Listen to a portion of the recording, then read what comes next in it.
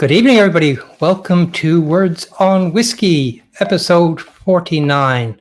They're all very welcome. And we do have an interesting show this evening. We've got kind of a preview of what is going to happen next week with Belfast Whiskey Live.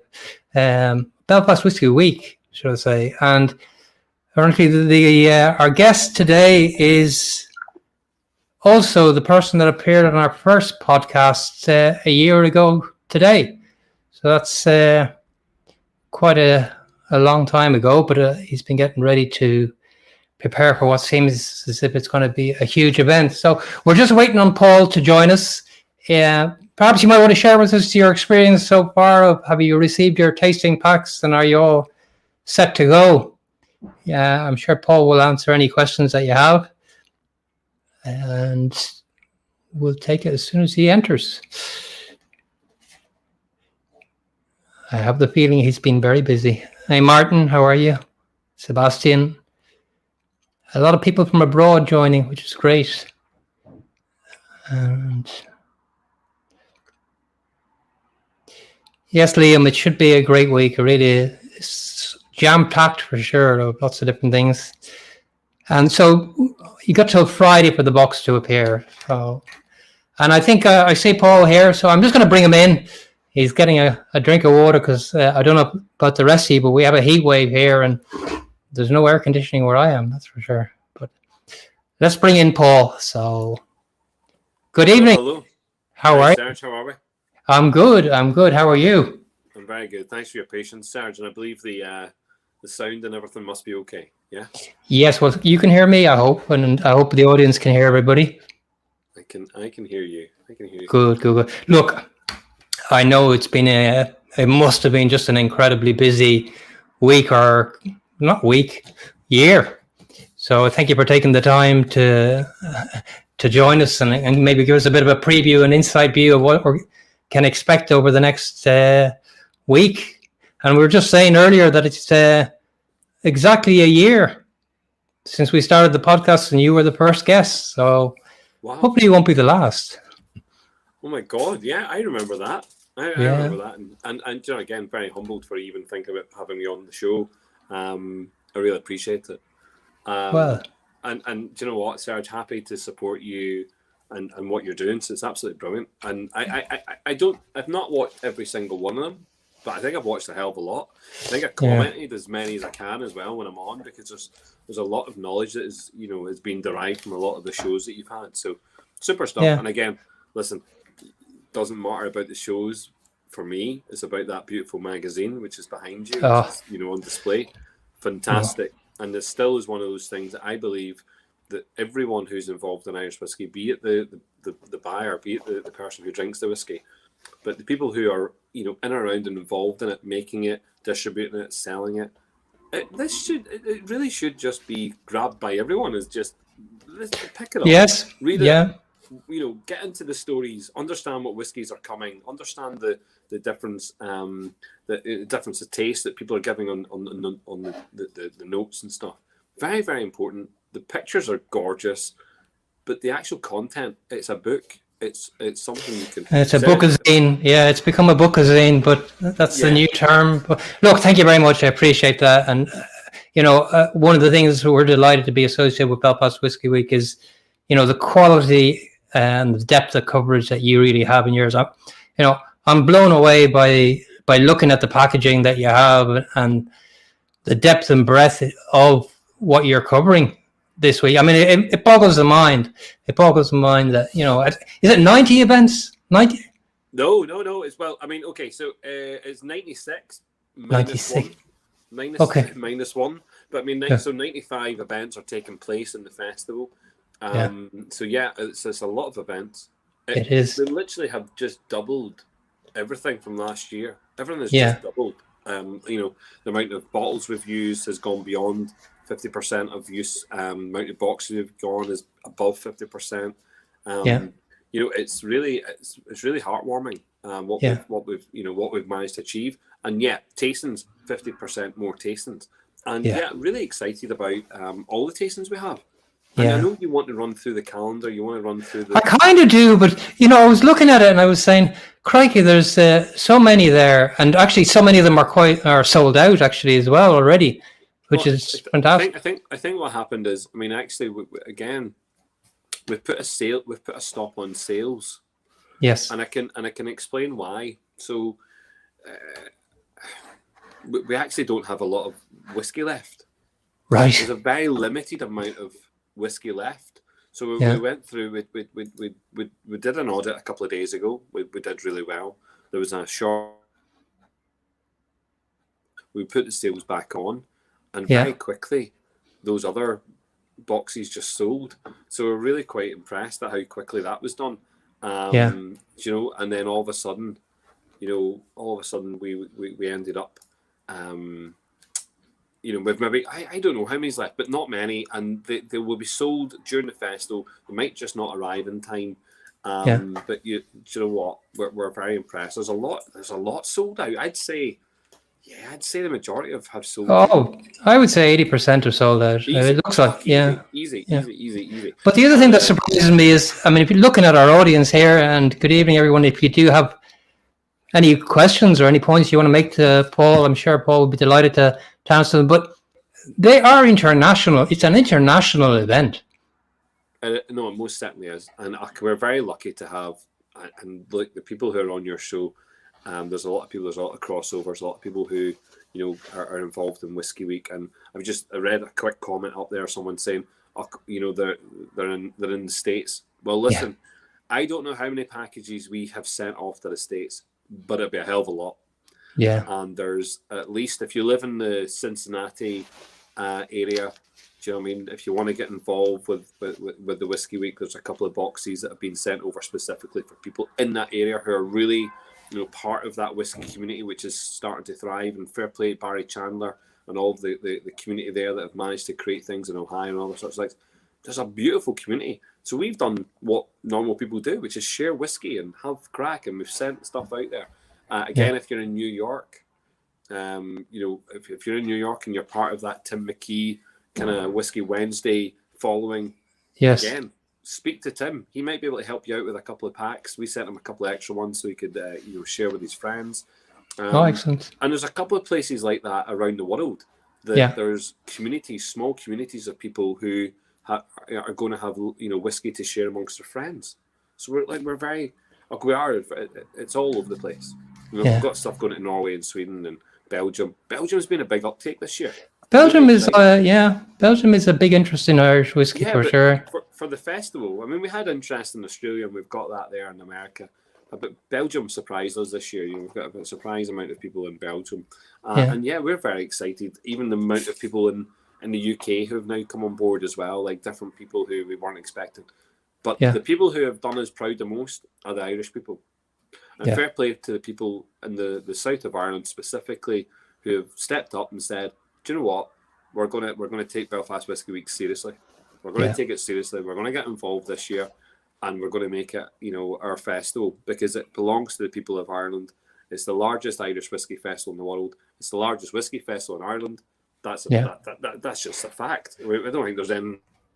Well, look, it comes at a crucial time when without live events, it certainly fulfills a need, I think, for people to be able to look forward to something and partake, no matter where they are. Sean O'Neill is asking, will there be recordings of each tasting? Sean O'Neill was a good lad. Sean, 100%. During the festival, this is what will happen. During the festival, there'll be 2 live sessions, 2 live streams, are simultaneous. They run 12 to 12 every day, and there's different tastings on each channel per day. If you miss that, you go into one of the rooms on the platform, and if you miss it, you'll be able to go back and listen to and watch the previous sessions for that. Okay, so it's not, they're there, and they also should be available for the next 6 months, give or take. And I think that's really a record of them, Paul, wouldn't it? Yeah, so it's good. It's good that you can keep going back. There's some guys, I'd love to call them out by name, but there's guys out there who have managed to go in full hog in here. I think there's one guy in here alone managed to get 70 out of 90 6 or 95 tasted 70. There's another guy. He must have a twin brother or something, because he's going to be double going. There's another guy in the south again, 50 different sets. I mean, these people are they're investing a lot of energy, a lot of money, and a lot of time into the festival, and that's a library of whiskey that they'll have that they can dip in and out of, throughout and hopefully some of them are just sharing it. I think a couple of people I know are just buying 1 or 2 boxes, and what they're doing is they're sharing with their friends. Remember, they're 50 ml samples. These are 50 ml samples that are in the boxes. So you shouldn't have to drink it all at the same time. Nice little sips. Go through it with the ambassadors. Go through it with the online commentators, the co-hosts, and the presenters, and enjoy what enjoy your experience of the whiskey. Look, they're so well presented, and I know last year was a bit more challenging in terms of getting delivery boxes, and you've been great to support the local enterprise there. I'm sure you want to give a shout out to the guys that helped you with firstly, there's a few people that I think have made heroic efforts behind the scenes, and I'm sure you want to mention them. But firstly, let's talk about those providing you with the boxes, because the packaging is superb. So and do you know what? We want other businesses to see this, and I know that some guys from last year, contacted me within the industry, and said, "Listen, Paul, where'd you get those boxes? We need to speak to this guy. We need to have these guys on board." So I know that first of all, the guy who does all our design work. So the design work's done specifically, and I'll just show you only because it's here. But I mean, I have some labels in front of me. So these labels, these are the labels for the bottles. Look at that. That's just quality. And the design work's done by Johnny. And he's from Studio Stereo, small business up here, who have big accounts. I mean, they work with some big guys. They've done lots of work with the likes of Jameson in the past. Yes, I've seen their work. Yeah, they're proper key in doing what we're doing. They also then took on accounts, Cologne. They took on accounts, Two Stack. They're taking on accounts all over the place. Again, from what you're seeing, from the work that we have here, that the design work which is on the go. So Studio Stereo, Johnny Lloyd and his partner Connie, they do some excellent stuff. Happy days, and we'd be lost without that beautiful design. Packaging is done by a company here now called Printed Pack. I was onto them actually after as well, because called George is doing really well. And what he's doing, he's actually creating the carcasses for us. So the carcasses of the boxes are through him. Local company, local guy, doing his utmost to try and work. He's now working with the likes of Shortcross. I think he's working with Boan specifically. So if anyone's seen those new boxes coming from Boan, they're from him also. The internal part of our box is, and some people have been criticizing me, Serge. I'm going to say, some people have been really like, "Oh, this is amazing." Other people have been criticizing me, but we've got the inserts of our boxes are to support the glass that we're sending. So we're sending out glass bottles. We think something needs to be, supportive. We're sending out a lot of glass, actual tasting glasses, and we want that to be supported as much as possible. We're using as much as possible foam, which isn't destroying the environment, but we know that foam isn't the most economical for the environment. It's not the best, but we're using a local company. So Vita Materials, they're based here in Belfast, and again are making all that stuff. It's great, handy having someone local that we can go to and say, "Listen, we need this, we need these orders." But we were smart. We created a box that was versatile. So the boxes that are going out are hosting lots of different things. They're hosting 10 bottles at a time, or they're hosting 6 bottles at a time, or they're holding 3 bottles in a glass or 3 bottles in a hip flask. There's lots of different combinations that allow us to play with the box, and that's only done by creating these foam inserts that allow us to manipulate the inside of the box. So well done to those guys. It's great to see how the local businesses benefit out of this sort of thing, and this is the printing company. We're using a printing company just along the road here, Northside Printing. They're actually, they're 24-hour turnaround on print. So if I need something, if I ran out of Dingo label, I would have this tomorrow. But that's great. And the quantity, and no matter the quantity I need. So you can imagine we've used boxes 3,500, bottles 19,000. We need 19,000 labels. Yeah. Yeah. You know, it's mad. You need a labeling machine as well, then. They do all that's printed labels, so it's so good. I mean, they just peel off. Yeah. You know. No, I feel sorry for the person sticking the labels on the bottles. That's what I feel sorry for. No, that might be me. Yeah. But no, you know, in the background, I suppose then you've got other, you know, big players. You know, you've got Ecklandville Distillery, who are massive players on making this happen. I'm talking about huge. You know that, you know, we go through our procurement for the bottling, for the caps, that's very important. Sure. Their staff have been instrumental in going through these boxes and creating these boxes, packing it up, getting it, you know, ready for sending.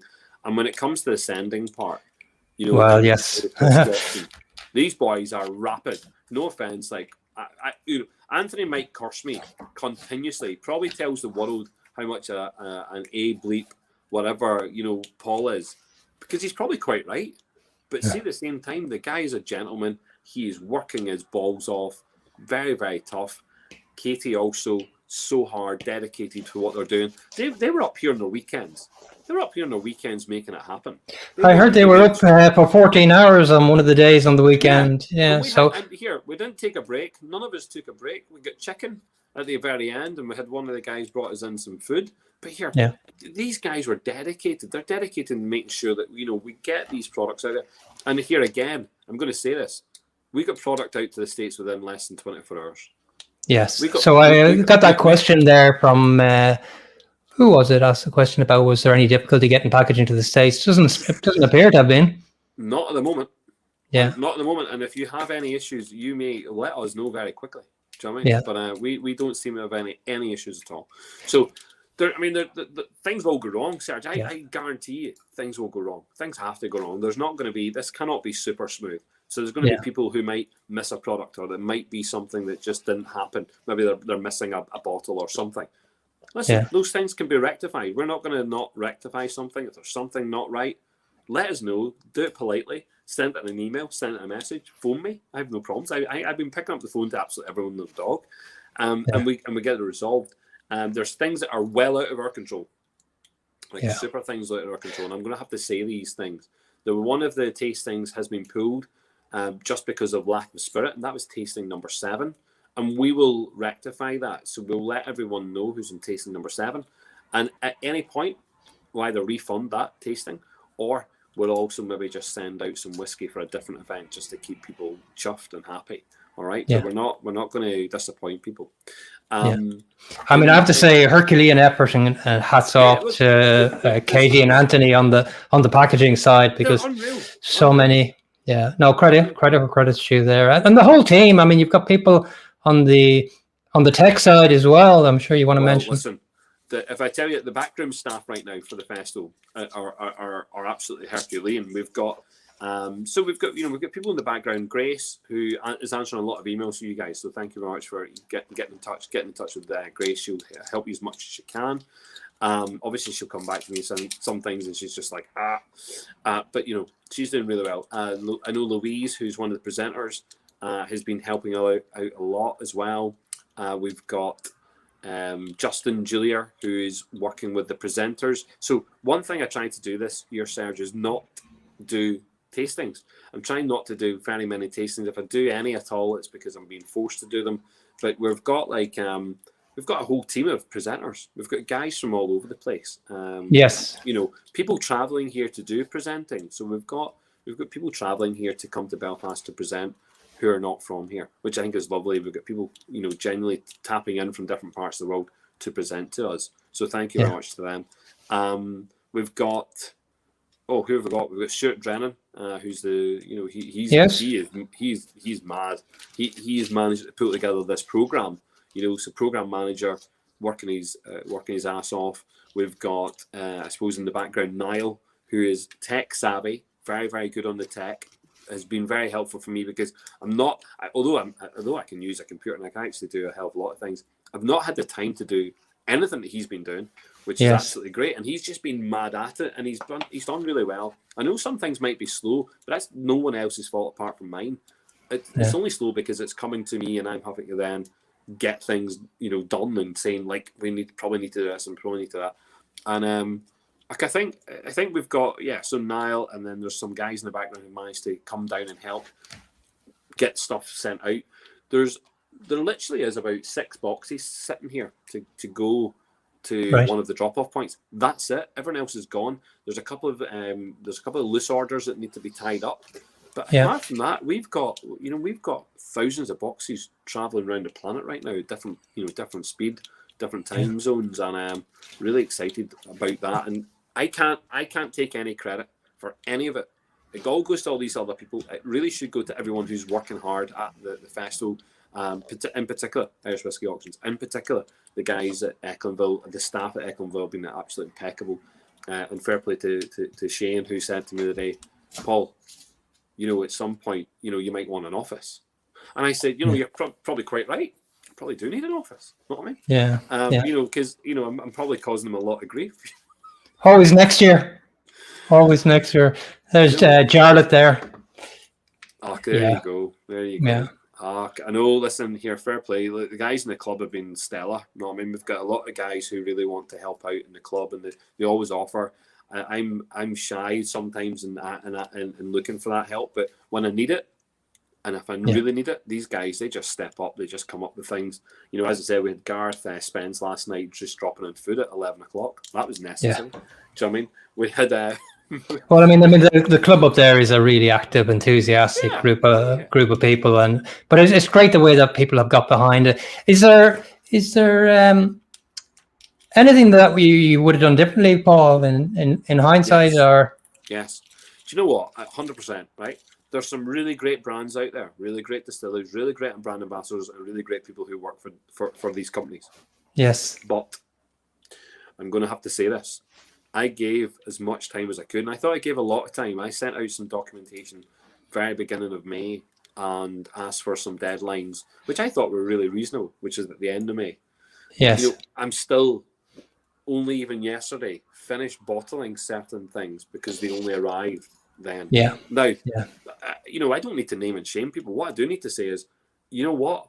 I'm going to have to give people more notice than that. I'm going to have to say, listen, see in January, if you don't have it with me in March, it ain't happening. You're not part of this festival because, it's been, try to work with, and maybe what people don't get is the agenda of all these other brands and distilleries. They all have their own agenda. They all have their own purpose. They all have their own, energy that they can supply to whatever's going on. And when I'm saying, listen, I've got my deadlines, sometimes it's like, but we've got our own. So, it's tricky as well. I'm sure maybe it was the COVID obviously had a factor as well, Paul, in allocating resources and so forth. In terms of the COVID situation, then, are there any live events in terms of being able to go in and do a tasting live? Yeah, so look, I mean, we definitely want to answer this one carefully, okay? Yeah. So look, every tasting apart from anything that was delivered by Dylan Bass, the representatives of IDL here in Northern Ireland. So Dylan Bass are representing Redbreast, Jimson, Middleton. They're representing Meth and Madness, and they're representing Green Spots and some Mezcal tastings. Those tastings are being held in a private, exclusive venue, which is undisclosed, and that is not for public appearance. Every other tasting at any other point in the festival should be available to people who are pass holders or holders of a ticket for that event. And what we're trying to do is we need to be careful because at every venue we have a limitation on size. Of course. They also have their own COVID restrictive rules, which I'm finding more and more frustrating because we want to be safe. We want everyone else to be safe, but we realise that we've created a set of rules within the festival. Some people have got really, really touchy about that, and they've kind of gone, Paul, you've got to be a bit mental. You've got to be a bit OTT. You're asking people to do a same day test. Yeah. Yeah. Oh, 100% we are, and that's for good reason. And maybe I need to explain it a little bit more clearly to people. At the moment in Northern Ireland, restrictions might have lifted for lots of things, but we still have restrictions, just like at other parts of the world. We still have restrictions. Actually, in Northern Ireland, we have restrictions on live entertainment. Yes. Indoors. So for someone might want to question, why have we got a whiskey festival that's happening indoors? That sounds like live entertainment. Yes and no. So we also go by the fact that we're broadcasting our entire festival, which falls under filming and broadcasting, COVID restrictions, which means we're allowed to do it. But we also are trying to follow those restrictions, which means those that are involved in your live events need to be tested daily. Yeah. So how someone can tell me, listen, pal, you're making up this rule. That's not the British government's rule. The British government doesn't control what I do in my festival specifically. We'll look at those results, but we have to look at what's going on here, in our own country, in Belfast, and try and protect the people that we're working with. We want to work within the confines of the rules that we have in place. So we're trying to protect everybody. Now, there has been some major changes in the last couple of weeks. And one of those big changes is obviously the restrictions that are not easing in the south. People, I think, in the south thought there'd be a lot more, a lot more of these restrictions being eased, and yet it's having an adverse effect on people coming here, even to Belfast, because it's making people in the south think about what's going on in the north. We have a massive spike here in COVID cases. Yeah, a daily jump of 500 per day, continuously. Do you know what I mean? No, we're in the same boat down here, in fairness. So it just looks like we're going through a spike at the moment. It would be silly for us to forget the kind of restrictions we're trying to put in place. We're very keen that we have people coming. What I've noticed is we have presenters, people who are meant to be here presenting potentially, people who are coming just to represent their brands, who are now choosing not to come. Yes. And that's slightly different. And that's slightly, not that it's disappointing, because I understand that's about their choice. It's maybe about the choice of the business that they own. I have got, we're in a situation where some businesses are not sending people because it's part of their overall policy not to travel at the moment. Yes. And that's a nationwide policy they have. It's maybe even controlled by even, a UK company or an Irish company that's saying, listen, we just are not letting people travel within the business. So I think we're in a fluid situation.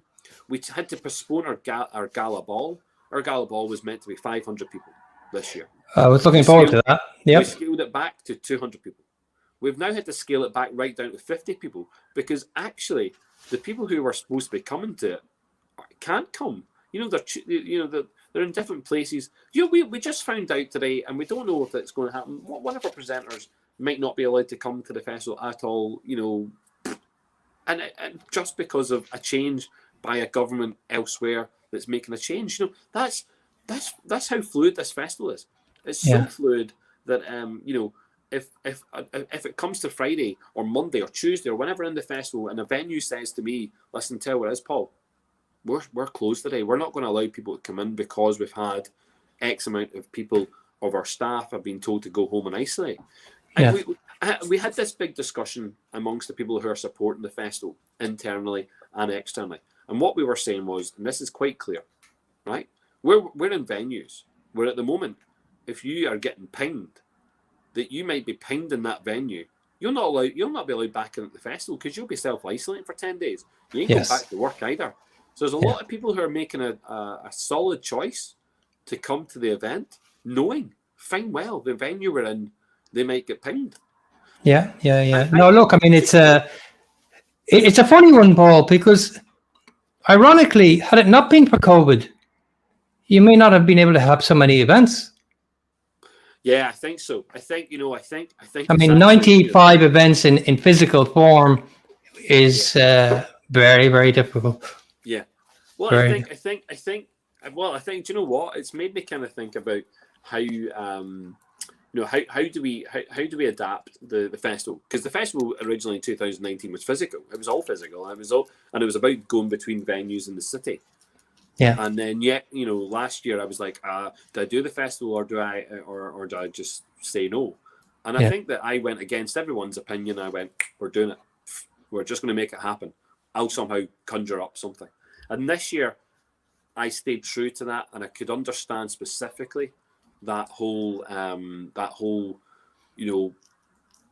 do I want something physical down, do I want it all virtual? And I went, do you know what, see, to keep it real, I'll do the whole thing virtual. And if I can make it a hybrid event and get people there, I'll do that. And I've been lucky to be able to allow that, to accept that we're going to have, hopefully, people at some of these events. But I'll be honest, look at when I was just doing that and I was going through those processes, motions, I'm always thinking about next year, Serge. I'm always thinking about I know you're. And I'm thinking, how do I change what's going on? So next year, I still want to have an online element. But next year, I've got bigger plans to create some really interesting parts of the physical festival, which I just know will suit lots of people, suit different types of people. The appetite for people in the South to come up here to Belfast has been incredible this year. People really wanted, they've been messaging me saying, listen, Paul, and I've noticed you've just been putting some messages up on the screen as well. People like, if I could travel, I'd travel. If I could be there, I'd be there. I want to be there. I want to come out. I had one of the guys in our club, had a great conversation with him yesterday. He was freaking out. When he saw the email we'd sent out about the COVID rules, and he was like, Paul, listen, I didn't think about all that, blah, blah. And I was like, listen, don't worry about it. We want to create these safe environments for people. For next year, I can just see the types of events that we have scheduled for next year. It just becoming a beautiful, 9-day event, 9-day festival, which is broken up into smaller parts. So this idea at the moment, Serge, you're seeing 95 tastings. That won't exist. That can't exist. That's very silly. Very, very silly.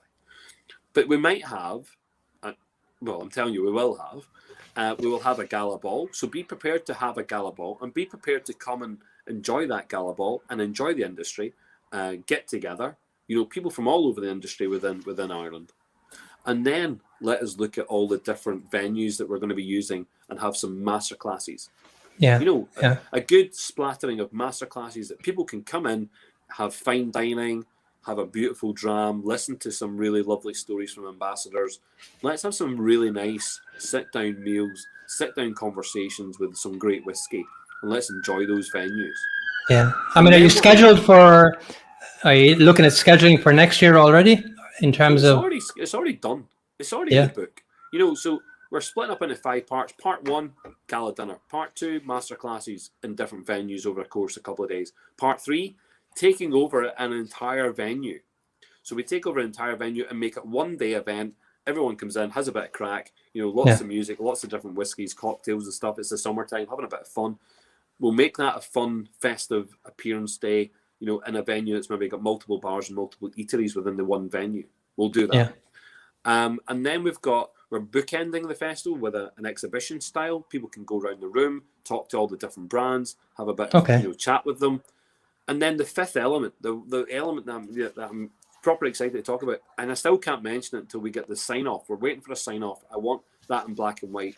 But we are seriously, we're a game changer for festivals, a game changer for anything like this. And it's for 3 days. It'll be something, Serge, I know for a fact someone like you would just be like, I'm there like a heartbeat. And it's catering for lots of different people at lots of different stages in their experience of Irish whiskey, or indeed whiskey, because one of the things you'll notice from all these 96 events is that over 20 of them don't include Irish whiskey. Yes, you know what I mean? yeah. This festival is not about Irish whiskey, full stop.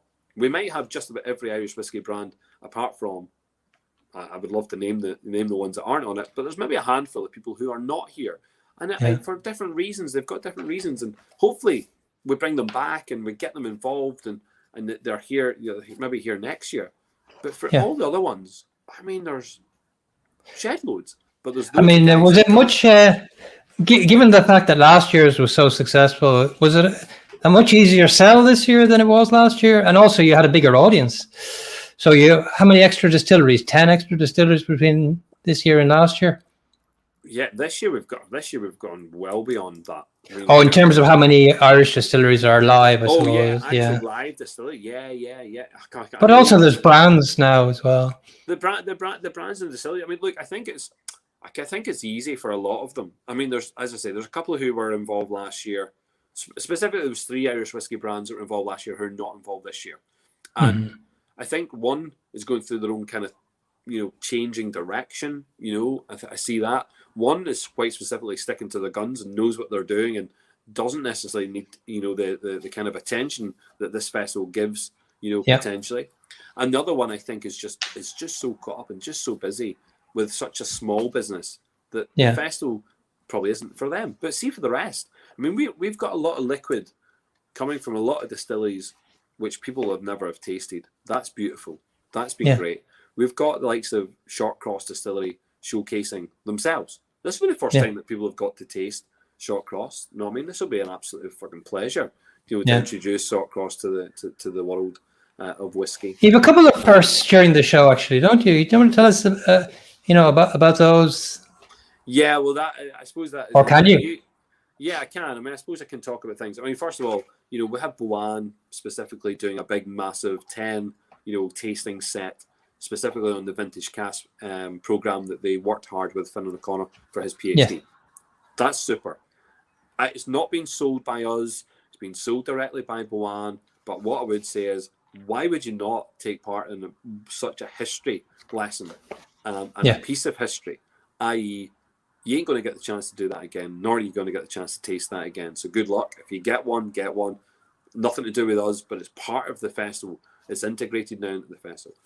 We also have... No, do you know what? There's something very special. Again, the mash bill experiment, the vintage mash bill experiment is with Finn O'Connor. There was also another part to the PhD which talked about grain and grain, and there's a grain element in the grain expression, which was actually worked with partnership through Shotcross. Yes. And so there's liquid, although no one really knows about it, but there's a hell of a lot of liquid that was managed to travel its way through the festival. People will have it in different boxes and different guises, and they'll go, "Oh, what's this?" And it's really, it's little surprises like that. We've surprised a lot of people. Okay. Yeah. Surprised a lot of people into what's going on. So yeah, we've got those two. There's do you know what? We've got a lot of firsts. I like McConnell's. I'll be frank to McConnell's. McConnell's have only given us so far a 5-year-old blend. Yeah. And what they're saying is, listen, we've got some aged stock. We're going to give you some of that. So their tasting back, I believe, is a 17-year-old single malt. Lovely to have that. So thank you very much to McConnell's. But if you look at the warehouse tasting from Tullamore, yes, Jesus Christ, here, fair play to Tullamore, because this is their stuff, and they're like, they're saying like they're nearly 90%, sufficient, which is super. We're looking at, well, I suppose when we're looking at that, we're looking at likes of Boan's new make, so they have that also. But anyone going in and giving us their own liquid. Dingle have 2 bottles or 2 liquids within their pack. No one's tasted yet either. I like the fact we're seeing this. Copeland, their 3 liquids that are in their pack are their own spirit, just not ready yet. Great to see. Cologne, I think they've done something similar there as well. We've got likes of Boilock. Again, those boys, it's their potching, but I think that that there's a couple of stuff which is just coming there.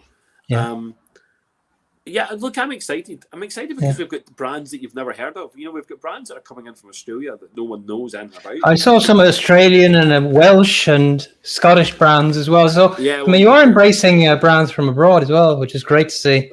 Yeah, listen, we're very lucky. We've had some really good relationships with Belgrove over in Australia, and some of the Australian guys have been pushing Irish whiskey, and they've been pushing the festival. And at the same time, I'm like, well, if you're doing that, we'd love to try more Australian whiskey. So we've got Hobart on the go, Derwent, and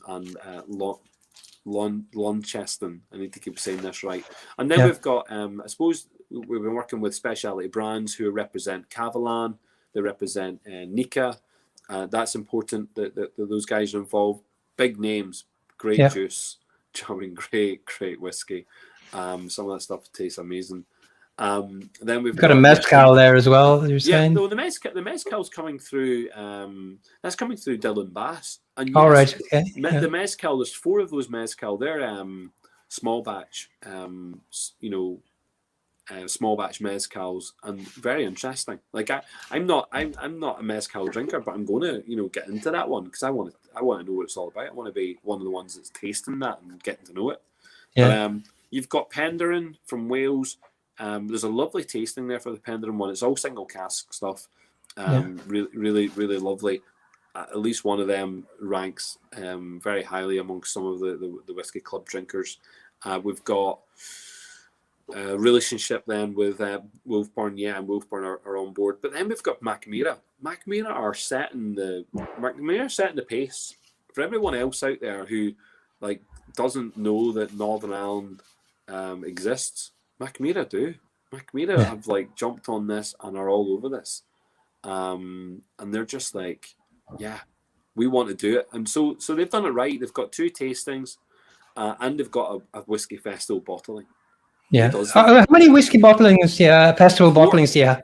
Four. Can you tell us who they are again? Macmira have a 10-year-old, 10-year-old, which is their only second bottling of a 10-year-old officially. Brilliant. They've then got Boan, who have a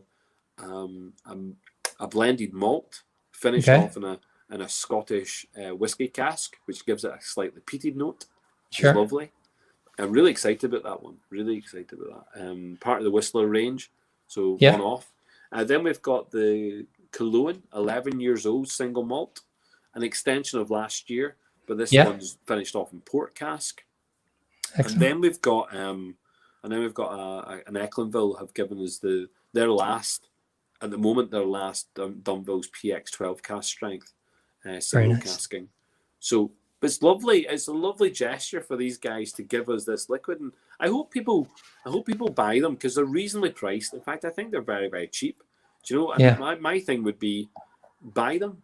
They're being sold via their own outlets. So Macmira's been sold through Anzac distribution and warehouse, and they are they're doing that. They've got their own retail up in Ballycastle, but they're online.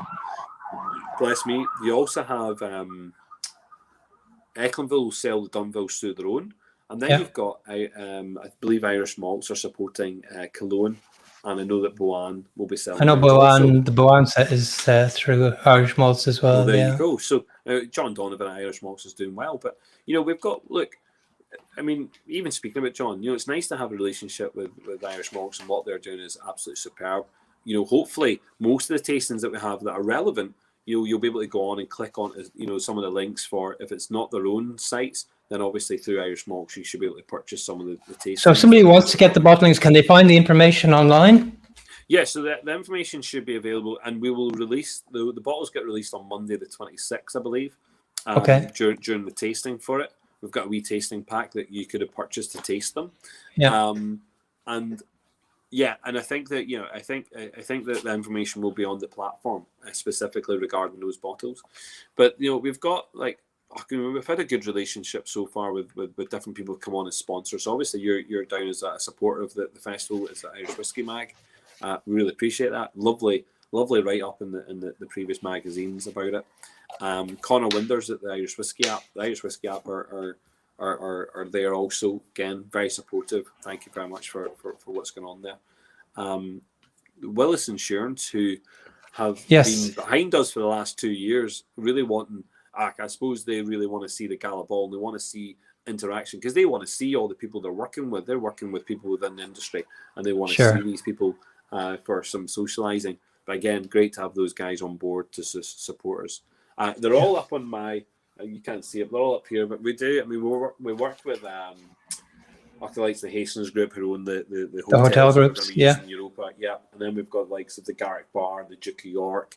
We're going to be in Hinge Distillery as one of the venues this year. Madden's Bar, and we're going to be in Ecklinville for one of the events. But look, what about government bodies? Have government bodies, the Northern Irish Tourist Board, have they got behind you, or Culture Ireland? No. Do you know what though? I mean, government. Well, we talk about Quangos. I mean, I suppose the Irish Whiskey Association. Fair play. Thank you very much for the for the guys there.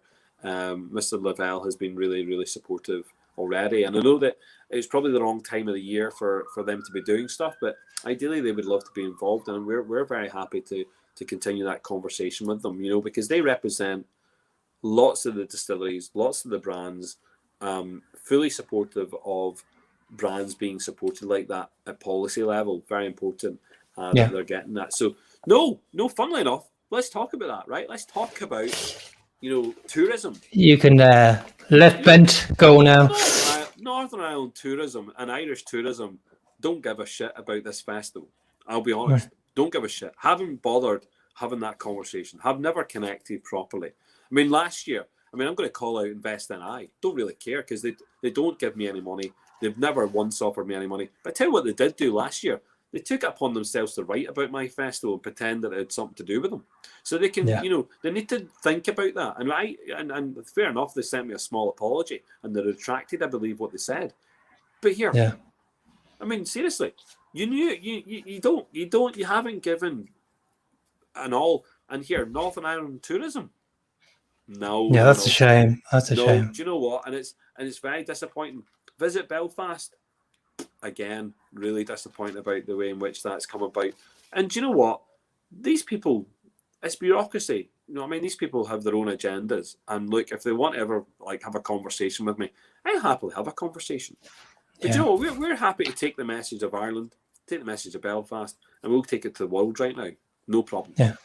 Well, I think people, it's such a shame because it's such a good opportunity to promote.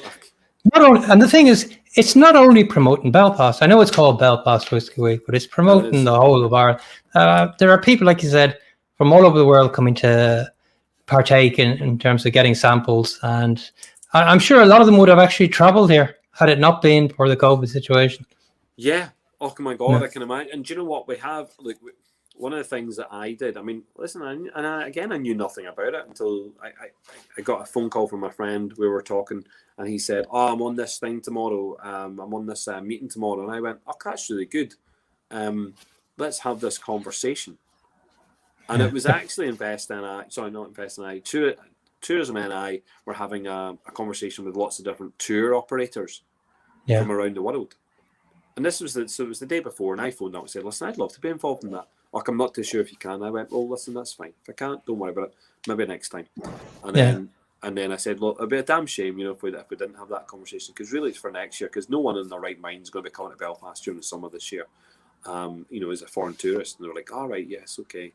So I got on a conversation, and it was like a speed dating thing, and I was just speed dating with all these different businesses. But one thing I promised them was quite specific. Next year, you can bring people to Belfast next year and enjoy a festival, because we'll put on a festival. We're not going to muck about. We're going to be one of the very few festivals that Belfast actually has. We don't have a lot of festivals in Belfast. We've got a film festival, which is brilliant. We've got a jazz and blues festival. We've got an art festival. But you break it down, there's not a lot of festivals. And we've got one of the best, I suppose, the Irish Fela Festival that we have up in West Belfast is huge, massive, probably the biggest in Ireland. I'm not too sure if it is, but it probably is. It's huge. And I think that, but there was a space. There's definitely a space for a whiskey festival, because there isn't one. There's not one really in Ireland, not like this. There's great exhibitions and there's great places to go and experience whiskey. But a festival, we've got music, we've got comedy, we've got food, we've got craft. Well, see, that's the thing. It's the whole package, and I think I have to agree with Al there. It's beyond disappointing. It's a big Al. Beyond disappointing, it's scandalous. So look, you have the support, and I'm sure it's just a matter of time before they come on board and see the opportunity that it brings. Could you tell us a little bit about the non-drinking activity they have? Last year that played I thought that it was something that really added something unique to the whole thing. A comedy act at lunchtime, music at lunchtime when you're sitting at your desk. I thought that was a nice feature. Listen, we did the same again this year. Basically, what we did was we looked at last year and we realised that, look, as a festival, as a physical thing, you'd expect to come along. We'd maybe have that, food pairing. We'd be pairing off with food, and maybe we would be, having listening to some great, music after the drinks. That's what you'd be doing. That's a festival. That's what you do. And we thought, how do we do that? How do we incorporate it online? Well, what you do is you go and find all the comedians, you go find the musicians, you pre-record them, and you slot them into the festival. Yeah, I saw some of the slots there. Yeah, and you know what we did? We paid them. So we're paying these artists. They're doing nothing. They're not allowed live music. They're not allowed live comedy. we've been supporting these guys. And again, we're doing the same this year because, and we've got a headline act this year. So we've literally looked at Cena got such a big, massive, following from last year. There was a lot of people who loved what she was at, and she's just boomed her career, not because of us, I don't think, because obviously because of our music, but she is just getting bigger and bigger in the South, across that kind of country Irish music. And she's our headline act. We literally are having a headline act where we're taking it seriously. She filmed her entire set in Dublin Liberty's distillery for this. Right, okay. It's serious. Freaking great for us. But and then we've got the comedians and we've got the musicians here, and we will have that throughout. This year, an extra element of that non-drinking part of the festival is the debates, is the Q&A sessions. And so those debates and Q&As are really interesting. We want people to take part in them. Come and have a bit of crack. If you've got an opinion, let's talk about terroir. Why not? Yeah. It's a very topical conversation. Let's talk about what's better, Irish or Scotch whiskey. What's on the rise? What's, why are people, why would you want to drink Irish if you're a Scots, whiskey drinker? What's going on there? Let's have these debates. Let's have these conversations. The festival allows us to have these. They're scheduled throughout. There's lots of different parts of the festival where this will happen. There's also a running conversation. I think we've got 3 parts, maybe 4 parts. I bet it's definitely 3 parts so far, where me and Finnon just look at Irish history. Yeah. We just sit down and just chew the fat for an hour and a half or something. Oh, you'll be doing well to put it in an hour and a half if you have. I think what people realised, there was a show that was on, Serge. It was a well documented programme for the BBC. Yeah. And one thing that myself and Finnon both said was, listen, this is a longer conversation than 45 minutes an hour. We need to have this conversation documented for a longer period. So we're going to start this as the start of a small process, that we're going to start looking at how do we document this type of narrative about whiskey heritage here in Ireland. And particularly, looking at Belfast, looking at Dublin, looking at Cork, looking at these different places, and looking at all the lost distilleries that are, have been trampled on. Look at the lost art of poaching making. Let's look at all these different things. And let's talk about it. Let people hear those stories. Actually contribute to those stories. The many times I've heard people say, "Actually, my granddad did that," or my granny, my granddad worked in Middleton, or Let's hear those stories. We want to hear those absolutely gems of stories, and those sessions are going to allow us that to happen. We want people to listen to that because it will be bits of crack. Do you know what I mean? But that's what I'm saying about the festival. Serge, I want to get this straight, and I hope your audience can answer this, and they should be able to answer without even writing something. But there is no other event like this. Let's talk about all the live whiskey events in the world, which are subparred under some global event, which people, pay a license for. They are exhibition events, which are absolutely superb. And again, there's master classes in them, and there's time to go around and meet lots of people and meet the ambassador. That's super. But name another event that allows you to have that. Anyway, you can have that here, but you can also then have the Q&A sessions, the debates. You can have like a comedy session. You can listen to that. Like, you're not a festival, and we're bringing it online right now. But when you see that in a physical sense, that's what that is.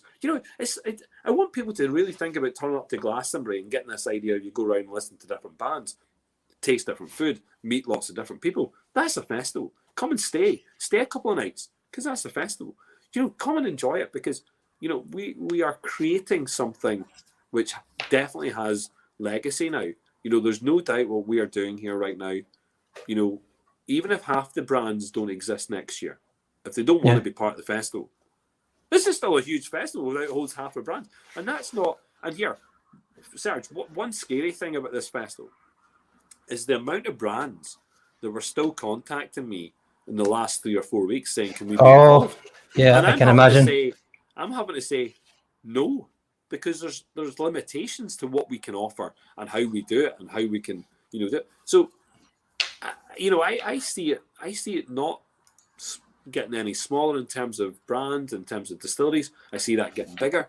But how we concentrate that next year, and I'm really buzzing. I'm buzzing to get this agreement over the line so I can talk about it.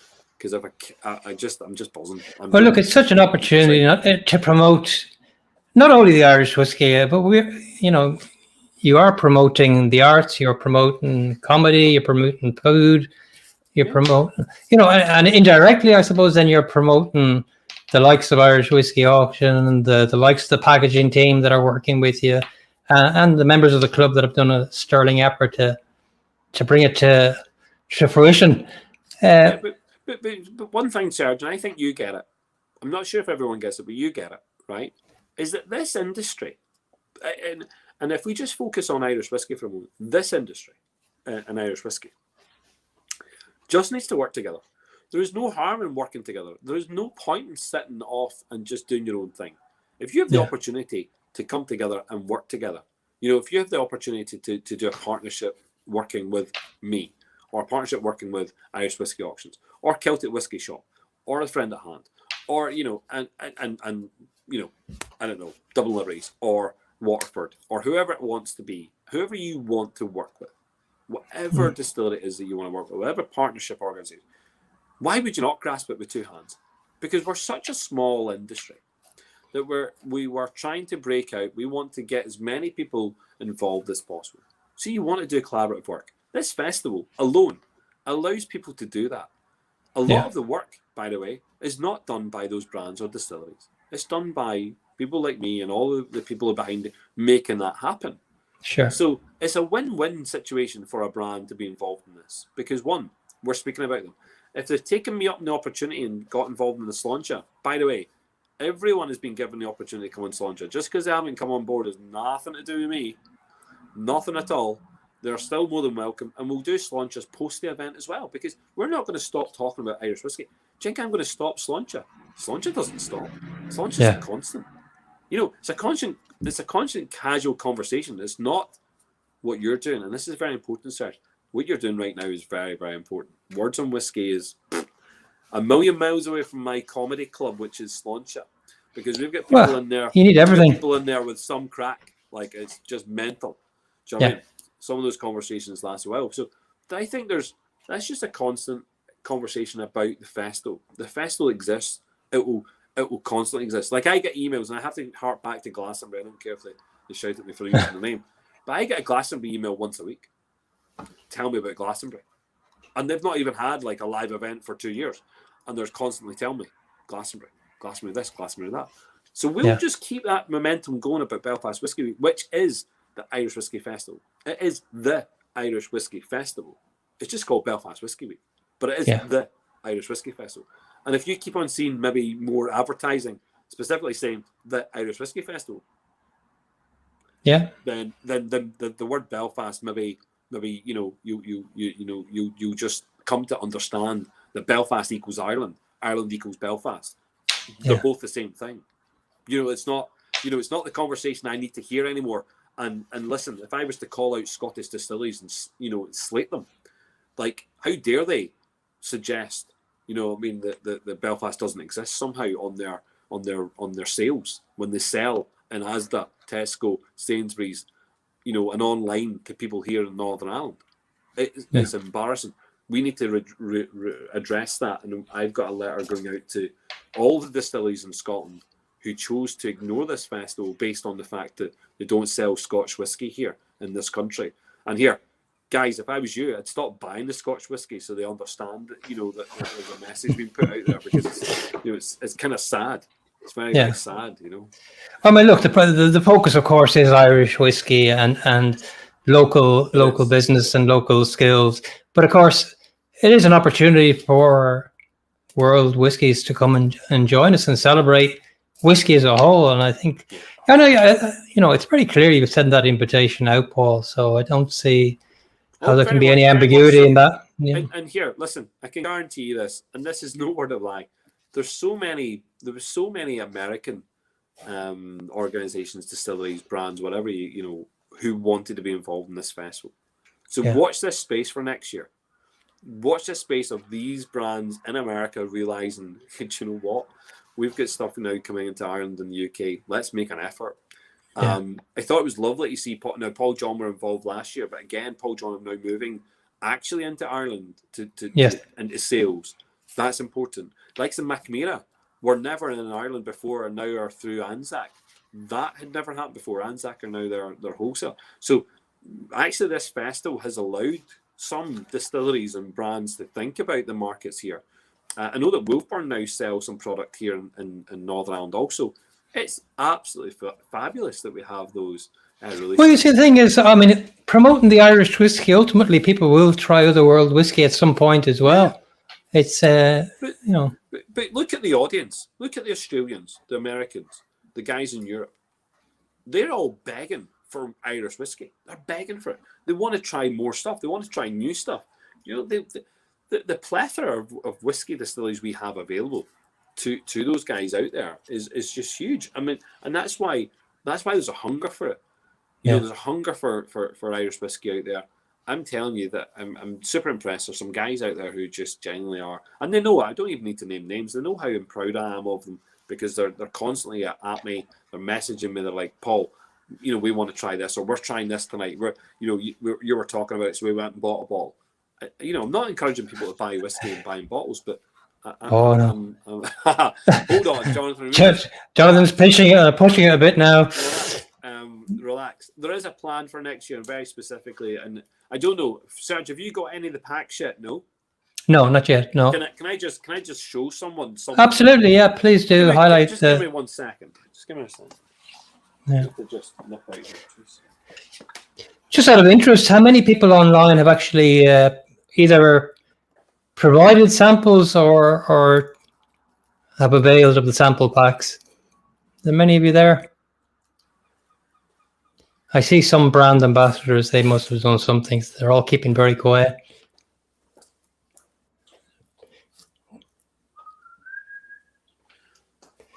There's Sarah. Hi, Sarah. How are you? Partaking as well as offering, I'm sure. Yes, brilliant. So, do you know what? William got a black pass. Wow. Oh, here I meant to say as well. We're using an organic clothing company up in Derry as well to produce our t-shirts and stuff. So he's become organic t-shirts. But our wee t-shirt got done. Love it. Yeah, great. Yeah. If you haven't got your t-shirt, God love you, and we will get you a t-shirt out there if you don't have one already. But love it. And on the back of these t-shirts, there's a couple of different designs, but they all have. I mean, can you see the McConnell's one there? I do, yeah. That's class, isn't it? On the right, the way it comes across. But here, you've got all these different t-shirts, right? Tells you. Look at the bottom. It's got the list. I think you're on there, are you? Well, where's the iron? I thought you would have ironed this before showing it to us, Paul. Shame on you. Jesus, right. Oh, you're funny. So yeah. So did I freaking iron it? No, I didn't. Okay, so look, we've got these t-shirts. They're away out there, right? But the idea of these boxes, right? So this box here is not Belfast Whiskey wheat box. It's Belfast Whiskey Club box. Yeah. Yeah. So like, we'd ordered these for our club members who are not based in Belfast, and we thought we were going to send them out. So we ordered 1,000 of these to do some project work we were doing. And I'm glad I did, because we ordered 1,000 of these before we'd ordered the Whiskey Week ones. And we ordered then 2,500 of these. Yeah. Right. Yeah. They look great. They do. They look great. Now, what we've done is we've got a little sticker on some of them. Okay. So some of them will have a little sticker on it. It'll tell you who it is. Right. Now, we might have run out of stickers, so some boxes might not have stickers on them. That's because we ended up doing so many more boxes. Right. So we ordered 2,500. We've now used 3,500 boxes. We've had to use these boxes, but this is the design. So basically, you've got a wee clasp, wee metal clasp, and these ones here are the bonus boxes. So they've got 10 bottles in it, 10 bottles, right? Look great. And obviously they're labelled up, right? Yeah, they're not going to smash against anything else, that's for sure. No. So labelled up, right? We did that, and then for the example, say with the Liberator, okay, you've got like a wee induction pack, and in there you'll see, there's the glass, right? Yeah. And you'll see there's a lovely wee design. Keeps the the glass in there nice and safe. But see, doing that, I know your man's just talked about upping the game. We'll go for 40,000 bottles. No, we've got a smart idea for next year. So those that can't join us physically next year, we will have a virtual element. In fact, we'll try as much to do as possible. But we're going to send out next year. This year we had this great idea of passes. you had different coloured passes. Sure, the green and all. And included the bonus box. So next year, primarily for those that are going to get involved online, virtually, we're going to send out the bonus box. So the bonus box will be designed as a festival pack. Everyone will be able to buy a festival pack. The festival pack will include all the things that you should involve yourself with the festival. If you're coming physically to the festival, it will include certain things you need to have for the physical elements. But for the virtual ones, it will be certain packs. And they're just going to do packs. We're not going to... Chances us doing lots of different introduction boxes. Chances us doing lots of these again, pretty slim. Chances of us doing multiple big boxes where we can send you out shed loads of whiskey, pretty high. Pretty high. We're pretty confident we can do that, and we can do it on a scale which will suit the people who cannot physically come to Belfast. So hopefully that whets people's appetites and goes, do you know what? That is involved somehow. How do we do it? Do you know what I mean, that's the way it's going to be done. Yeah. How's the whole thing gone organizationally? What was the biggest challenge, Paul? I mean, the biggest challenge generally is getting liquid to us on time. That's been the biggest challenge. And you know what? Why is that? Is it people just want to showcase their latest stuff and they leave it last? Or sometimes I think, and here, do you know what? Some of them, I feel sorry for people like that. So there's lots of different reasoning. But I suppose one of the biggest things is if you are leaving it to the last minute in terms of product, in terms of leaving it to product being ready, then you're in a position whereby you're kind of thinking to yourself, am I going to get it to the organisers in time? And we've just been unfortunate for one of the sessions. We're not able to fulfill, that. But I dead on. I dead on. Yeah. But no, in terms of some of our challenges, one, it's been big challenges. One, we didn't know if we'd get our glass on time. So there's been a shortage of glass across the whole of Europe. Just wasn't sure we would get that. Boxes, again, even just getting it through production, through Brexit, has been a complete nightmare. Brexit has caused us a massive headache. That has been that's real. That's real stuff. And I suppose COVID has caused us big heartache and an issue because the kind of things that we wanted to do larger scale just had to be pulled back, had to be really pulled back and tight. I would prefer to have everyone and their dog, coming to witness the cologne tasting. Of course I would. I want everyone there because it's great. And they sold out. They were the first ones to sell out 60 tasting sets. Wow. Just like that. Ecklandville warehouse, like that, gone. Dahi O'Connell's WD O'Connell, gone. I mean, all these tasting sets, Liberator, gone. Those, there's. How important is it to get the support of the?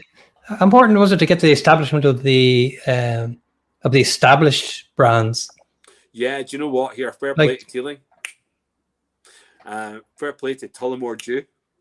Do you know what I mean? Because quite seriously, it seems sometimes in my head, I'm like, oh, Irish Whiskey Festival, blah, blah, all this. And I'm like, right, okay, what have we got here? What we're missing? We're still missing some big brands.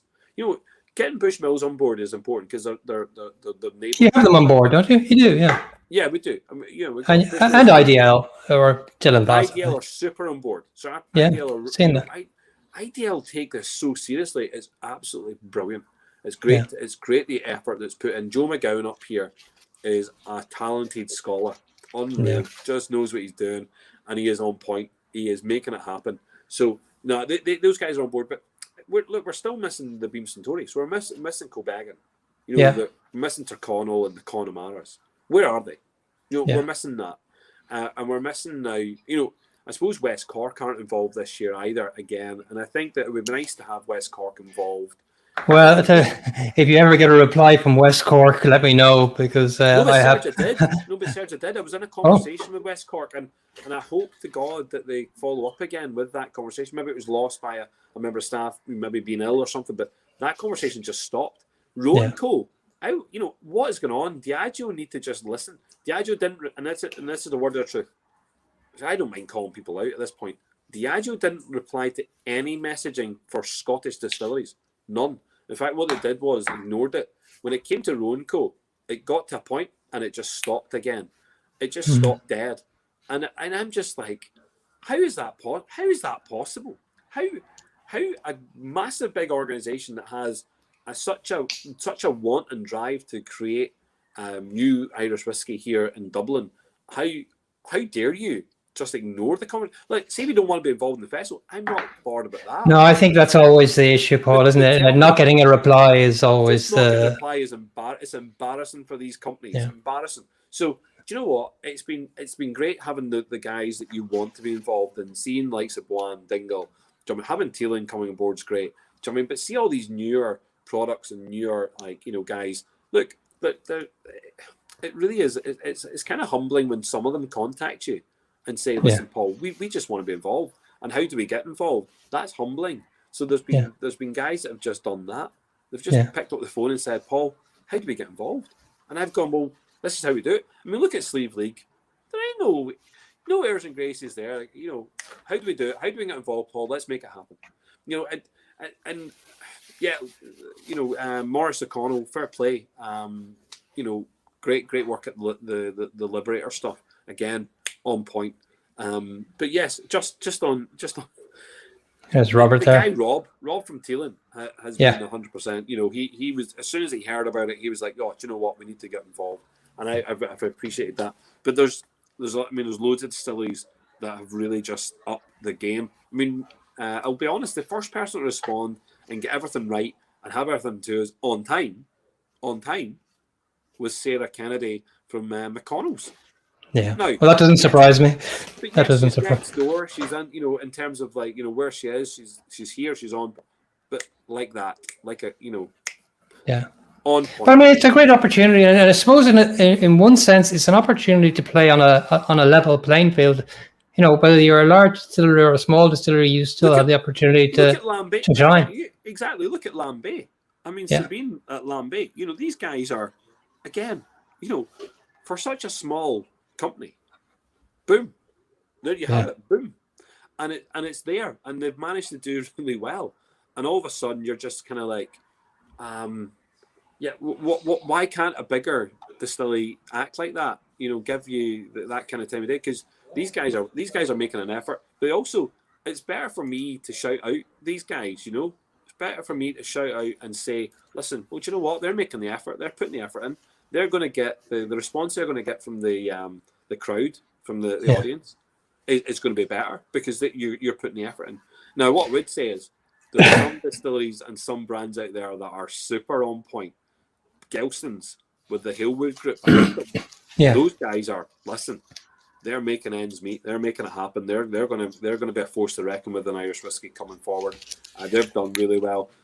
I would say that Dublin Liberties, the support that I've had down there has been epic. They've really been accommodating. Again, have supported us for the last 3 years. They were involved in 2019 as a physical event, so they've been really involved. Thank you very much. Down at Dublin Liberties, and listen, the effort Lisa's making is unreal. So thank you very much. Who else have I got? Is Andrew asking what happened to JJ Corey? Are they going? Yeah, so Andrew, that's a good question. Do you know what? At the moment, JJ Corey not involved in the festival, and not involved doesn't mean they don't want to be involved. They're just not involved. I don't know. I haven't had an end conversation with JJ Corey to understand what happened. So I don't know, and maybe they'll enlighten me at some point. Maybe Eric will come on and have a chat with me. But I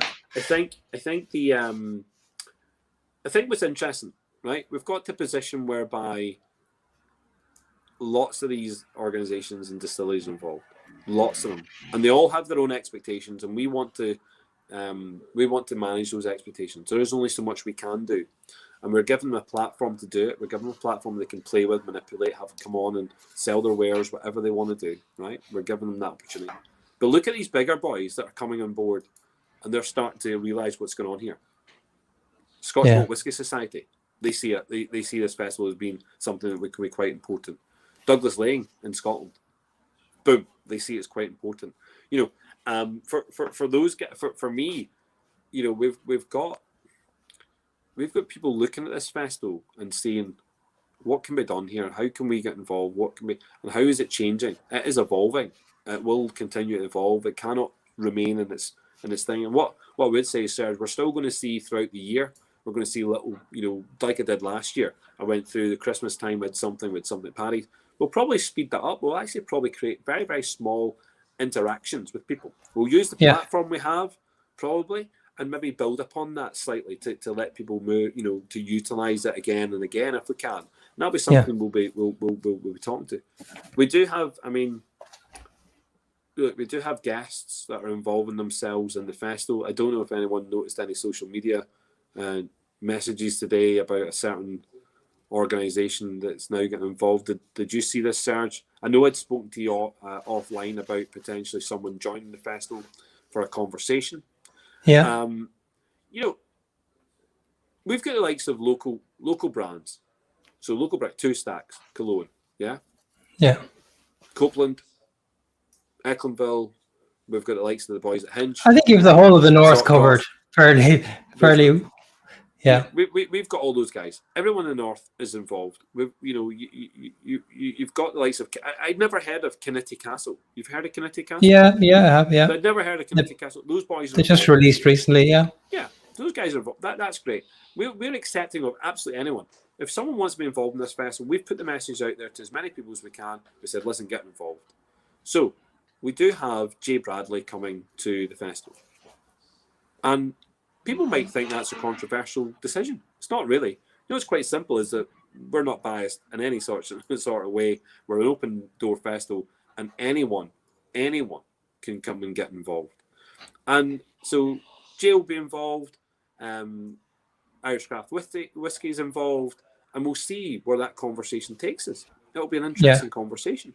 And I think that I'm accepting of that, because I want people to know that that this festival is open to anyone.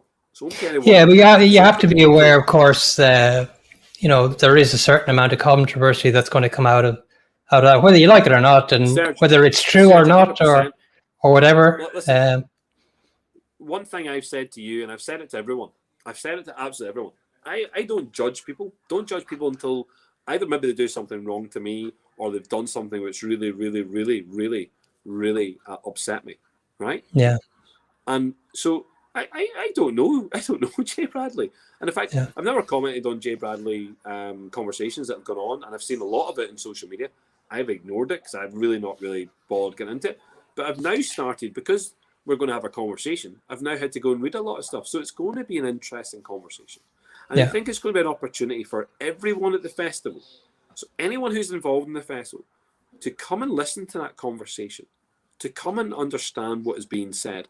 And here, make your own mind up. Make your own mind up. Don't and listen. It's an opportunity for people genuinely to have those conversations. And I don't think. Well, I don't know. I can't answer any question for him because I don't know him. But what I would suggest, if someone puts themselves here into a position like what we are even doing just now, Serge. Yeah. People put themselves in a situation where people can comment and write anything and do anything. So I mean, if they can do any of that, right, then they're putting themselves out there. So he's putting himself out there. I don't know. I hope. No, absolutely. Look, I appreciate I see where you're coming from. You can obviously you're bound to be aware that there are people that have a different viewpoint on that. Very much so. Very much so. I know, but people who will be anti, people turning up on the show, and I get that. And do you know what? The same could be said with just about anyone who is controversial in any role in any part of any industry. That we would have that controversy. Yeah. And that's fair play. And do you know what? I'm ecstatic in some respects, because I want to know what's being said. I want to hear people's opinions. I want to know what he's going to say. But I think, to be honest with you, one of the Serge, it's a part of the festival. It's not the festival, so it's a part of it. Absolutely, but it seems to be quite an elevated part of the festival that they're getting. Oh, do you know what? Well, I suppose part of the problem was where do you put it? I mean, where do you put it into the conversation? So, first of all, supplying, right? So, let me get this right. Do you know the cost? How much it costs for some of the liquid that's being sold by Craft Irish Whiskey? Do you know? I know it's extremely expensive. Well, I know they sell it at a very expensive price. Yes, exactly. Right. So they're selling it at a couple £1,000, yes, per bottle. Yeah. And for Jay to donate that whiskey into the festival for people to taste it, yeah, I think that's an interesting point. And it's 2 points for the participant. One, they get to try it. Two, they get to judge it. Yeah. So that's the end of that part of the conversation. How else do I bring them? How else do I bring Jay into the conversation? Well, just like I said, I'll have a terroir debate. I'll have a debate on, Irish versus Scotch. There's a debate there if people want it on cast programs. I think there's a great debate. I'll tell you what worries me about that one element of it, and I'll just say that one piece on it. And I'm not, there are obviously comments that have been made that have to be addressed, and I don't think they have been. But also, I don't know if you can buy yourself legitimacy, Paul. And that would be my point. I won't say anything else about it, but that would be, one viewpoint. Now, I'm not a believer in wokey culture either, but once a few things are answered, I'd be happy to give everybody a voice. So I think that's interesting, Serge. I listen. I totally think it's very interesting, and I don't disagree with what you just said in terms of it's. But what I would say is, let there be conversation. Let this conversation ride. Let's see what happens.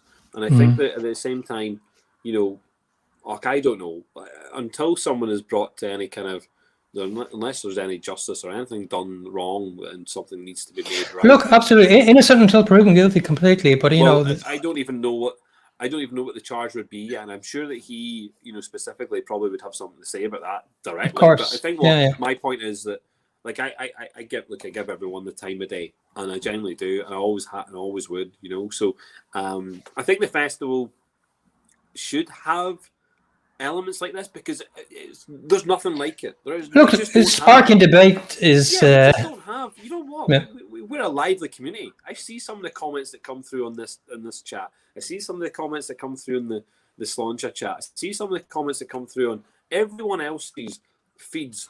I see it all, right? And we read it, and we have our own opinions, don't we, Serge? We're like, don't know if I believe in that. Don't think I agree with that. Or sometimes you do agree, but it's gonna, it just gives people this opportunity. We're a feisty lot in terms of our opinion. Whiskey is based on opinion alone. The taste of whiskey is based on opinion alone. So to not have opinion would be strange. So yes, the festival has many things. I want to talk about Sina Teal being the main act, and I want everyone to listen to that. I want everyone to. What's the thing you're most looking forward to, actually? While I got you, then what's the one? What are the standout events for you? You know what? You have a session which is going to be given a lot of time within the festival, specifically, and it's going to be on your show, and it's going to be live. Yeah. Oh, next week's, yes, of course, yes. Almost forgot. I better turn up for that. Yeah.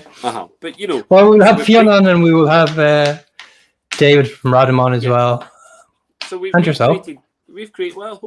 created space there for that to happen in the festival, and I'm excited for that. I genuinely am, because you know what, having seen what's going to be happening at Shortcross, even this alone, this mini experiment just excites me. Okay. Yeah. The Bland vintage stuff, it excites me.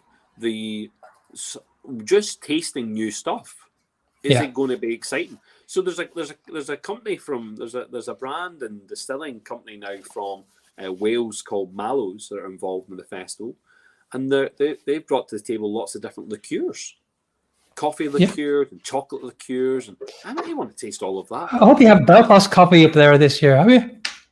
Belfast coffee was part of the gala dinner. We had the Van Potchin Belfast coffees, but no, I'm excited. There's a lot of stuff to be tasting. I really want to taste a lot of the new stuff. I really want to taste the new Dingle. I want to taste I really want to understand what's going on under the table with the McConnell 17. What's that all about? The flying tumbler. Yes, A couple of new things in there. I'm properly excited to see what they've got on the go. That's an interesting, progressive little brand, isn't it? Loving the wee fella. But do you know what? We got our first Armagnac tasting. So Vincent coming all the way over from France to cover an Armagnac tasting. Wow! I saw your interview with him, actually. Yeah. So. Do you know what? It was great, and it's great. Yeah. We've got Shane actually coming over to present a lot of this stuff throughout the festival. So he's getting involved as one of the presenters. It's great to see the presenters. So like Tim McKee's going to be on, Hood Sommelier is on. It's really nice to see these guys taking part. Chris Hennessy's going to do a little bit.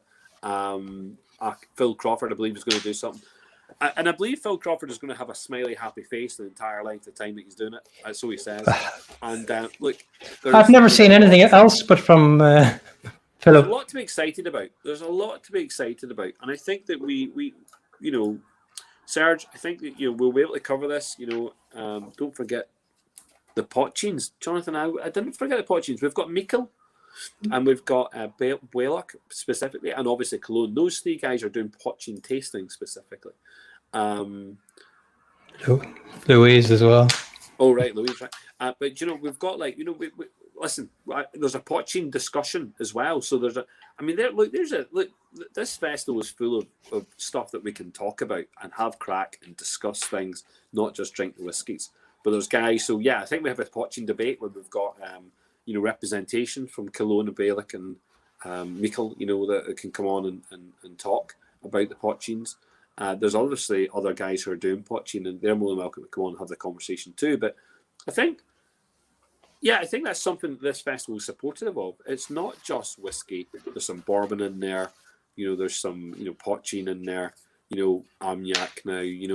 Actually, if you get involved, in some of the food pairings, there's some bourbons and some rum. Some rum in there as well. So there you go, Mark. Thank you very much, Mark. There you go. Here, Mark, your stuff will be at Stewartstown later on. Well, I think he's ordered quite a few. He has indeed. There you go. You're just flying through some comments there. Oh, it's easy for me. I'm getting a lot of questions, a lot of points here. Look, people are excited about it, Paul. There's so much hype about it, and there's so much expectation. I'm sure it will live up to its expectation and surpass it. And what big things I will say? One, there's bound to be mistakes. So if you get a box, it doesn't have what you want in it, or you think, what am I doing with this? Let us know. Don't be frightened to message message us, email us, either inquiries at Belfast Whiskey Week or Grace at Belfast Whiskey Week on those kind of things. If you're having any IT issues, okay, don't be frightened to message in. Also, message into Stuart at belfastwhiskeyweek.com. And we'll resolve those. So, if that doesn't happen, I'm going to put your number online, Paul. Yeah, and listen, I'll happily take phone calls. But look, what I would say is, do not be frightened to ask questions. We don't expect everything to go super smoothly. We expect there to be some very small, mistakes and things happening. What I would say is, there's a couple of sessions where you're maybe looking in the box and go, "Is this right?" We had, and just to address this very quickly, and we're going to make sure that we amend these things. Redbreast history, we smashed a bottle, so number 4, I believe, is missing. It got smashed, which is a damn shame, and we're gonna reward everyone who was involved in that tasting. We've got an issue with the Method Madness. I think there was 5 or 6 boxes went out without the acacia in it, and again, happy to rectify that. That was a distribution problem so far as that we distributed before a product arrived, so that's our fault. But I think we're okay. I think there's not many things that are amiss. You will get stuff sent out at different points in the festival. If you've not received chocolate right now, do not worry. We didn't want the chocolate getting melted, so the chocolate just isn't with you at the moment. So relax. Especially in this weather, you're sending a fridge with it, I hope. So, and if you're getting food, if you're getting the donuts and the cheese, well, they don't come out until closer to the time. Donuts won't arrive until the day. What food companies have you involved, actually, Paul? Yeah, I should have said that. We've got Guild Trip Donuts who are involved. They're based here in Northern Ireland, and they also have some shops over in England, I believe. Lovely guys who are going to be pairing our whiskies off. We've got the Garrick Bar who are going to be doing the ribs, the chicken, burgers and stuff with the bourbons and the likes. We've then got NI Foodie, which is doing the cheese pairing. They're going to they're coming up with little bags of cheese for people, and then we've got the Chocolate Manor who have created these little bespoke chocolates for each one of our whiskies. So Yeah, do you know what? Great to work alongside these guys. Really excited to be working with them. So yeah, no, but partnership. Obviously, a huge area of scope for development down the road as well next year, and or cocktails. Mick McGuire says, "When am I going to sleep?" I don't know. Some point soon. Some August. Might not be this one. Yeah. No, I mean, yeah, you talked about planning for next year already, and you mentioned there'd be quite a bit of difference. But let's get this year off and successfully without any incident, everybody enjoying it. And yes. I mean, someone's going to be in need of some severe sleep for sure. I mean, all the team that have helped you, I'm sure, yes. From the web people to the photographers to the packagers to actually, maybe the packaging people can actually sit back now, and so Tony and Katie and everybody else involved can sit back and actually enjoy the samples now that they're gone out. I think one of the things that people don't realise is Anthony and Katie at Irish Whiskey Auctions come and did this, and they're still doing their auctions. It's not like the auctions just stopped.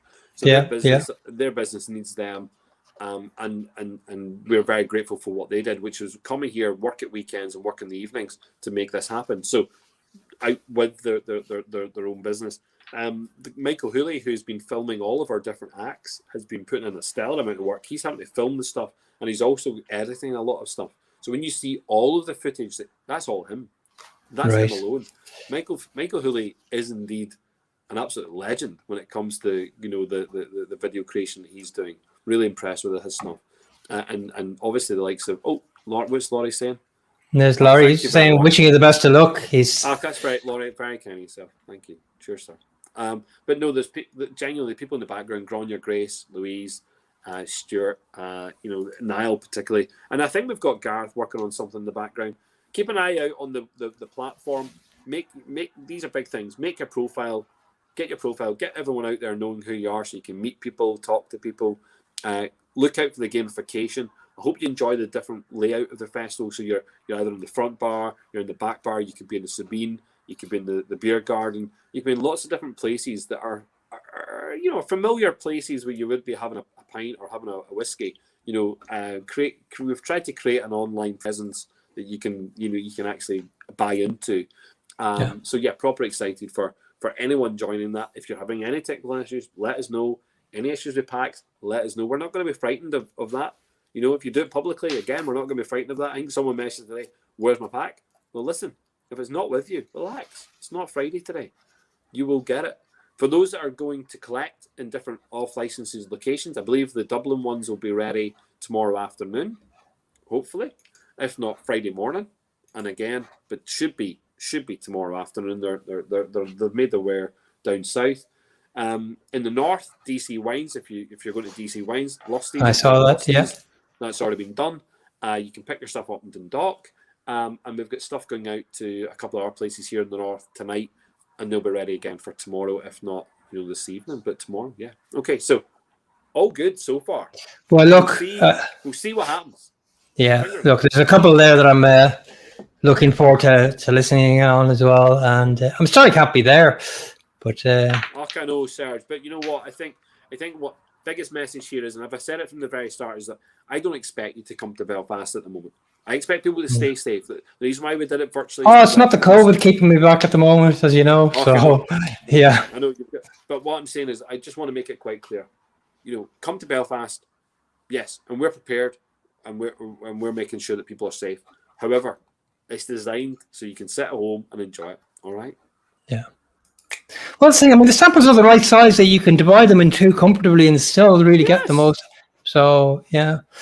Look, I mean, a huge response here, Paul, I have to say. A lot of people online, as I said, from all over. So you've done a fantastic job. A lot of credit. A lot of people contacting me today and saying, here, can I not buy any more tickets? And look, we took everything down because there's not that many tickets left.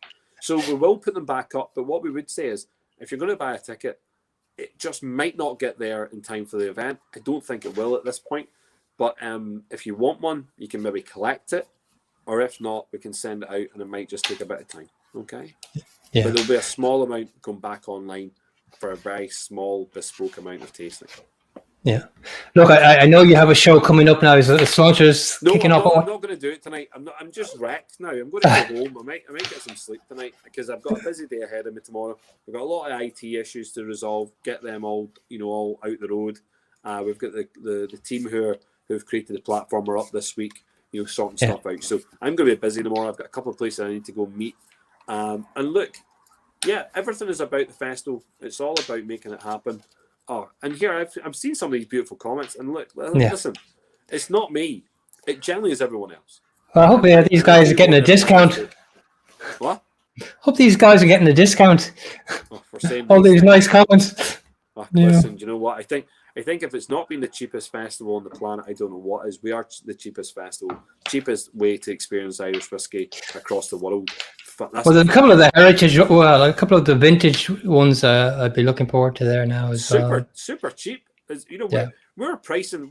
We actually priced up one of those Irish whiskey boxes in a bar, and the price of all of the tastings together would be somewhere close to about £700-800. Yeah, mate. I mean, seriously. I mean, it's a no freaking brainer for the whiskey enthusiast out there who wants to taste it. No brainer. Well, like I say, it's an opportunity to try some stuff that you'll never get to try. Never again. And partake in a good social event during a difficult time. Paul, look, I know you must be absolutely wrecked. You really put in a sterling. Like I said last year, it blows my mind, but you kind of surpassed it now. The team behind you obviously have done a fantastic job. I'm sure you've expressed your gratitude to them. Right. I'm sure onwards and upwards, as I say, and I will see you at some stage during the week. You'll see me soon. Yes, you'll see me soon. Yeah. Although hopefully not as many tastings as I did last time. I got a haircut for it yesterday, so I've got my hair cut a little bit. It's a wee bit shorter than it has been. I'm going to go and shave myself. You need to start from here, I'm going to shave tomorrow. We're going to see a shaven Paul, zero hair on the face, and that's us ready to rock and roll. T-shirts and shorts for the rest of this week because it's absolutely mental roasting. But I'm actually wishing for rain and a bit of a breeze. I don't want rain either, but I wouldn't mind it bringing it back down to maybe 18, 20 degrees. At the moment, today we're sitting 25. Yesterday I was at 27. I was just. I'm at 27 here today, and my jeans are acclimatized. Get your shorts on. Yeah.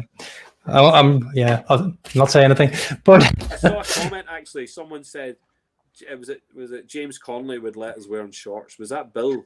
Was that Bill that said that on Twitter? Fair play. I agree with you. You wear shorts to work right now. That's it. Well, I see you have the pattern for the Belfast Whiskey Week on those pink shorts. I know. So I didn't know you were going into clothing attire as well. Look, all the information will be online, belfastwhiskeyweek.com. The social media groups are at Bell Whiskey Week, I think. And so Twitter is at Bell Whiskey Week, and then Instagram is at Belfast Whiskey Week. Same with Facebook at Belfast Whiskey Week, and the private group is Belfast Whiskey Week 2021. But look, there's lots of ways to get involved. And what I would say, there's so many people getting involved, and I want to thank everyone. There's a lot of people out there who are not getting whiskey. They're not getting these, but they're just coming involved and getting involved in the festival. They're buying white passes. They're just getting involved, and really appreciate that. I really do. Are the white passes still for sale? So if somebody doesn't want it, they should be, and we'll put that back on very quickly if it's not. White passes should be constantly on sale. Yeah. Excellent. Okay, Paul, all I can do is wish you the very best luck and congratulate you on getting to this stage and pulling off something that is unbelievable in this climate, and look forward to it. Thank you. That's all I'll say. Well done, and all the team. Congratulations. Take care. Thank you. Oh, there you go. From the horse's mouth himself, there you get an insight into what is going to be happening next week. And look, by all standards, it's been a momentous effort to actually go and get this off the ground again. To all his team behind, like he gave credit to, and rightly so, that have made it all possible. To all the distilleries and all the brands that are involved, that make it worthwhile. Well done, and enjoy next week. Next week, as I said, we have our part in that Belfast Whiskey Week, Wednesday 7:30. Fionn O'Connor, David from Radamon Estate, and we will be going through some historic mash bill there that we will reveal next week. So take care, everybody. Thank you very much, and sláinte.